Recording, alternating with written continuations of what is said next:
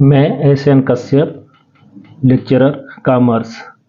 आज आप लोगों को अनुपात विश्लेषण का सामान्य अध्ययन चैप्टर से एक बोर्ड के परीक्षा की दृष्टि से सवाल बताने जा रहा हूँ। प्रश्न है, निम्नलिखित सूचनाओं से गणना कीजिए कि नंबर 1 स्टॉक आवर्त अनुपात एवं नंबर 2 अस्थायी संपत्ति अनुपात क्या होता है।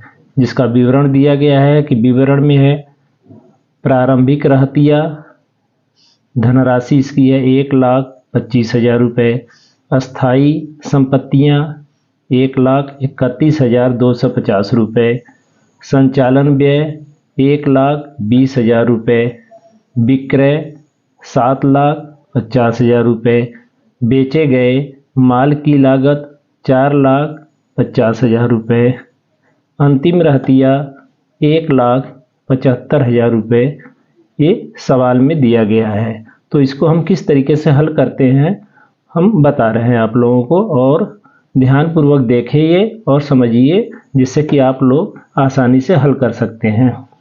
हल में है नंबर 1 स्टॉक आवर्त अनुपात, यानी हम स्टॉक आवर्त अनुपात का सूत्र होता है कि विक्रय की लागत बटे औसत स्कंध। अंग्रेजी में इसको stock turnover ratio equal to cost of goods sold upon average stock. हम इसको और तोड़कर लिख सकते हैं कि cost of goods sold upon bracket में ओपनिंग स्टॉक यानी एवरेज स्टॉक को हम तोड़ लेते हैं। क्या क्या इसमें आता है, opening stock plus closing stock बटे 2। तो अब इसमें हम इसकी वैल्यू रखते हैं। हमारा है कास्ट ऑफ गुड्स सोल्ड, यानी बेचे गए माल की लागत जो है कि 4,50,000 रुपये है, तो हम यहाँ पे लिख लेते हैं रुपीज़ 4,50,000 रुपये। ओपनिंग स्टॉक हमारा दिया है 1,00,000 यानी प्रारंभिक रहतिया जिसको कहते हैं, दिया है 1,25,000 रुपये, प्लस क्लोजिंग स्टॉक यानी अंतिम रहतिया, तो अंतिम रहतिया का मूल्य दिया है 1,75,000, तो 1,75,000 और इसका एवरेज निकाल लेते इसलिए इसको 2 से डिवाइड कर देते हैं। तो इक्वल टू रुपये से काट दिए 4,50,000, फिर इसमें से हम 1,25,000 प्लस 1,75,000 को जोड़ लेते हैं, तो हमारा इसका आता है 3,00,000 बटे 2। अब 3,00,000 का आधा हम कर लेते हैं, तो हमारा है 4,50,000 रुपये बटे 3,00,000 का आधा हो गया 1,50,000 रुपये।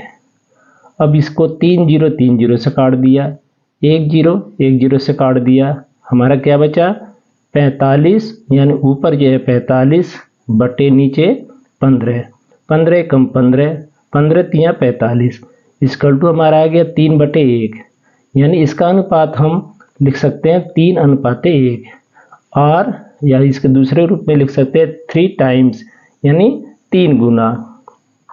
दूसरा हमारा निकालने का है अस्थायी संपत्ति आवर्त अनुपात, तो यहाँ दूसरा अस्थायी संपत्ति आवर्त अनुपात बराबर होता है शुद्ध विक्रय बटे अस्थायी संपत्तियाँ। इसको अंग्रेजी में हम लिख सकते हैं fixed assets turnover ratio equal to net sales upon fixed asset. तो हमारा नेट सेल्स का जो वैल्यू है, नेट सेल्स यानी विक्रय कुल 7,50,000 है, तो यहाँ पर हमने 7,50,000 रुपये लिख लिया। इसके बाद है फिक्स एसेट जिसकी वैल्यू यानी अस्थायी संपत्ति जिसकी वैल्यू है 1,31,250, तो उसके नीचे 1,31,250 रुपये लिख लिया। रुपये से काट दिया, 1,010 से काट दिया हमने, तो हमारा इसको पहले हम 5 से काटते हैं, तो 5 एकम 5, यहाँ 2 बचा, 5 × 5 = 25 और 3 0 यहाँ हो गया। नीचे 5 दूना 10, 3 बचा 31 यानी 5 × 6 = 30, 1 बचा 5 दूनी 10 और 5 पचे 25। तो हमारा आ गया ऊपर 15,000 बटे 2,625। इसको हम 25 से काटते हैं, तो 25 छक्का 150 कट गया और 2 जीरो, और 25 एक कम 25, यहाँ 12 जीरो, 25 पंजे 125। फिर हमारा आ गया 600 बटे 105। इसको फिर हम 5 से काटते हैं, 5 एकम 5, 5 दूनी 10 यानी जीरो, और 5 दूनी 10, 5 एकम 5। फिर हमारा आ गया 120 बटे 21। इसको हम 3 से काटते हैं, तो 3 सते 21 और 3 चौके 12, 1 जीरो, और इसकल टू आ गया 40 बटे 7। 7 एकम 7, 7 पचे 35, 40 में से 35 गया यानी 5, 7 सते 49 और 7 एकम 7। तो इसका आ गया हमारा 5.71/1, या इसको अनुपात के रूप में 5.71/1 लिख सकते हैं, या तो इसको हम 5.71 टाइम्स यानी गुना लिख सकते हैं।